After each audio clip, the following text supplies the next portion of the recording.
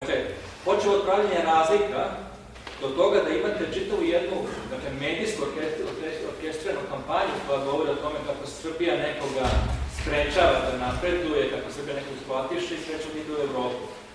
Čitav taj model, prosto se može videti ne samo kroz ovaj statut, nego kroz čitav jednu atmosferu koja je počela da se stvara oko statuta. Mi smo ovde čuli jedno ime, jedno političko ime koji upravo to najviše radi. To su ta pitanja o nekakvim posebnim vojvođanskim novcima, o tome kako su potrebni čisti računi.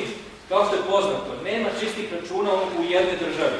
U jednoj državi čisti računi mogu biti samo ukoliko postoje potpuno odvojeni budžeti i carina koja zapravo razdvaja dve jedinice. Dakle, čisti računi mogu postojati samo u dve države. Ne može postojati takozvani čisti računi kao što zamišlja gospodin Čanak u jednoj državi.